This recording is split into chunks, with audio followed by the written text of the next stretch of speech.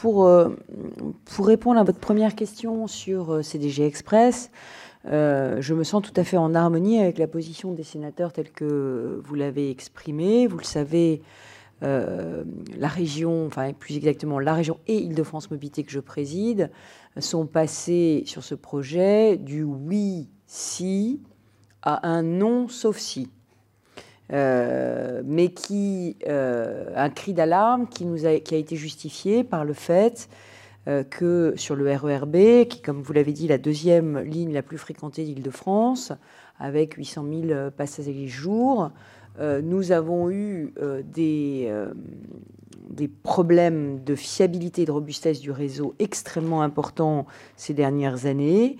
Et c'est dû aussi à tous les aléas de chantier que nous avons connus depuis un an, que ce soit dans le cadre de la construction du Grand Paris Express, dans le cadre de la rénovation du réseau existant, dont je rappelle qu'il subit le poids de 30 années de sous-investissement chronique, qui fait que, enfin, vraiment par moment, il tombe en capilotade, c'est-à-dire que les caténaires se cassent, le réseau électrique n'est pas suffisamment robuste. À Drancy, nous avons un transformateur qui a brûlé, qui n'était pas doublé. Enfin bon, voilà, c'est tous les jours des problèmes de ce type. Donc, vu la galère qu'ont subi les usagers, il me paraissait périlleux de s'engouffrer sans réfléchir un moment dans la réalisation d'une ligne CDG Express qui va provoquer des travaux sur tout le faisceau nord, hein, sur le RERB bien sûr, mais aussi sur la ligne H et sur la ligne K. Voilà, alors, donc, non, sauf si. Alors, la ministre, finalement, nous a plutôt a entendu ce cri d'alarme qui a été poussé par l'Île-de-France, a demandé au préfet de reprendre le dossier et la concertation, et lui a demandé aussi, d'ici avril, de faire un véritable audit technique de l'ensemble des travaux qui sont prévus et du calendrier des travaux 2024. Alors, pour résumer ma position aujourd'hui à ce stade, je dirais que je reste, comme la ministre, convaincue de l'utilité du CDG Express pour l'attractivité de l'Île-de-France et plus largement pour l'attractivité de la France, parce que tous les voyageurs qui vont directement vers l'aéroport auront de plus en plus de mal à s'y rendre en voiture, et que par ailleurs, ceux qui sont sur la ligne du RERB participent à la congestion de cette ligne.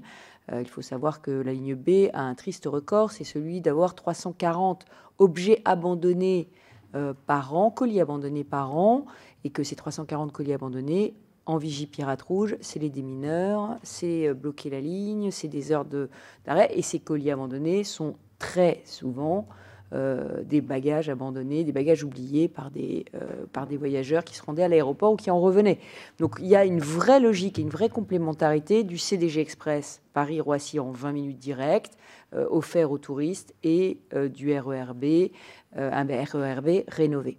Alors donc, je suis convaincue, comme le ministre, de l'utilité de CDG, je suis convaincue de sa complémentarité et non pas de sa concurrence avec le RERB, mais en revanche, je ne suis pas convaincue et je ne reste pas convaincue à ce stade par le calendrier qui a été fixé par l'État et qui consisterait à dire que l'on peut arriver à construire CDG Express d'ici les Jeux Olympiques, c'est-à-dire d'ici l'été 2024, sans dégrader les conditions de transport des usagers du RERB et leur qualité de service.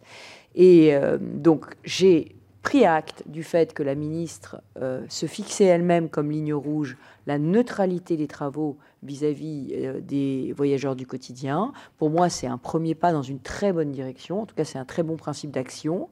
Mais j'attends vraiment avril pour pouvoir me prononcer. Et ma position à ce stade, et tant que je n'ai pas d'informations contraires, c'est de dire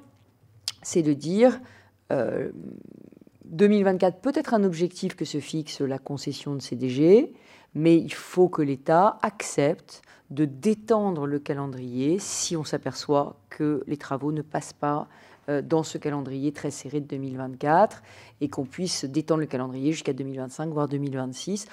si jamais il y a des aléas de chantier, si jamais le calendrier des travaux était trop serré. Et par ailleurs, j'ai demandé au préfet qu'on puisse revoir aussi des travaux d'infrastructure qui devaient être faits en plus de CDG et en plus de la régénération du RER B et qui sont aussi de nature à venir impacter la régularité du RER B. Donc voilà, donc ça c'est ma position sur CDG. À ce stade, pas convaincue. Alors pourquoi je ne suis pas convaincue, pardon de le dire, c'est parce que SNCF Réseau lui-même est venu dire en audition publique devant les administrateurs d'Île-de-France Mobilité qu'il ne serait pas en capacité de faire tous les travaux de régénération prévus pour le B en même temps que CDG et tout ça dans un délai de 2024. Donc moi, quand SNCF Réseau vient témoigner devant mon bureau, mon conseil d'administration, qu'il ne veut pas faire, j'ai tendance à le croire. Alors aujourd'hui, on nous dit que si. Voilà, ça justifie que je sois dubitative et que nous le soyons tous. Et je pense qu'on ne peut vraiment pas infliger aux 800 000 voyageurs du RER B des galères supplémentaires. Donc ça, c'est la première chose. Donc oui pour CDG, mais avec un calendrier détendu. J'ajoute que je suis très favorable, que ce soit pour CDG et pour le Grand Paris Express, ça me permet de faire le lien à la création, qui pourrait être portée par le Sénat, d'un fonds d'indemnisation des aléas de chantier pour les voyageurs du quotidien. Un fonds d'indemnisation des aléas de chantier qui pourrait être souscrit par toutes les entreprises du bâtiment et des travaux publics qui ont le privilège d'être lauréats de nos appels à projets, de nos marchés publics, et qui, de temps en temps, font n'importe quoi. Je vous donne un seul exemple. Ce qui s'est passé l'année dernière sur le RER A, 1 200 000 voyageurs, où une grande entreprise de travaux publics, que je ne citerai pas, qui était en train de faire les travaux du chantier Éole, à la Porte-Maillot, a fait, sans demander l'autorisation de personne et sans en avertir personne, un forage d'exploratoire à 20 mètres de profondeur qui a percé la voûte du RER A, alors qu'on sait tous qu'à la Porte-Maillot, il y a la ligne 1, le RER A, et là, c'était pour faire la gare Éole. Bon, voilà, ça nous a coulé, une coulée de boue, ça nous a causé l'arrivée d'une coulée de boue dans le RER A. On aurait pu avoir une vraie tragédie. Coup de chance, le RER n'était pas dans le tunnel à ce moment-là. Ça a coûté un bras à la RATP. Ça a provoqué évidemment les perturbations que vous imaginez dans une ligne où on avait la fierté, qu'on avait la fierté d'avoir redressé et qui aujourd'hui a gagné 5 points ou 6 points de régularité selon les branches depuis que nous y avons fait beaucoup de travaux de fiabilisation. Donc, pardon de le dire, mais quand on a ça, quand on a des travaux, d'autres, je ne parlerai pas d'autres chantiers, mais j'ai d'autres idées en tête. Il y a beaucoup d'aléas de chantier. Il y en aura d'autres. Parce que quand on fait 205 km, 68 gares, plus Éole, plus CDG, plus 800 millions d'euros de travaux de régénération, il y aura des aléas de chantier. Et la galère absolue que vivent les voyageurs quand ils sont pris pendant 2 heures ou 3 heures dans un tunnel. Donc je pense qu'avoir ce fonds d'indemnisation des aléas de chantier, ça pourrait être une très belle mesure prise pour, faire supporter aux 8 millions de franciliens qui prennent les transports en commun tous les jours les galères que vont occasionner tous ces chantiers qui sont absolument nécessaires. Et je n'aurai pas la démagogie de dire qu'il faut les stopper. Mais je pense que c'est compliqué et comme on est dans une période un peu compliquée, je n'aimerais pas avoir les brassards jaunes qui se joignent aux gilets de la même couleur. Voilà.